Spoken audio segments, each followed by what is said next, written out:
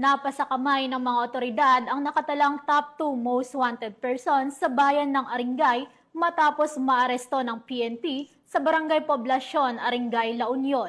Ang report mula kay Police Staff Sergeant Jandel Supremo. Arestado ng Aringay PNP ang isang top 2 most wanted person sa bayan ng Aringay matapos ang isang matagumpay na operasyon na isinagawa sa Barangay Poblasyon, Aringay, La Union.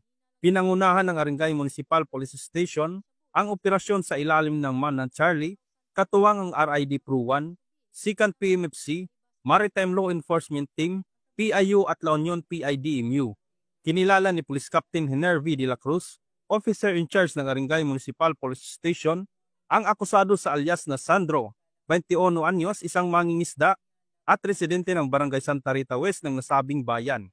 Ayon pa kay Police Captain De La Cruz, naaresto ang akusado dakong alas 3 ng hapon sa bisa ng warrant of arrest para sa kasong paglabag sa Article 2, Section 5 kaugnay ng Section 26 ng Republic Act 9165 o ang Comprehensive Dangerous Drugs Act of 2002 kung saan walang piyansang inirekomenda. Matapos ang pagkakaaresto, isinailalim siya sa physical na eksaminasyon sa La Union Medical Center sa Nazareno, Aguo, kasunod dinala sa istasyon ng Aringay PNP para sa dokumentasyon at tamang disposisyon. Ang matagumpay na pag-aresto kay alias Sandro ay patunay na pagsusumikap ng Aringay PNP na panatilihing ligtas ang komunidad at masugpo ang ilegal na droga sa rehiyon. Mula dito sa PCAG Ilocos Region, ako ang inyong PNN correspondent, Police Staff Sergeant Jandel Supremo, alagad ng batas, tagataguyod ng Balitang Pulis.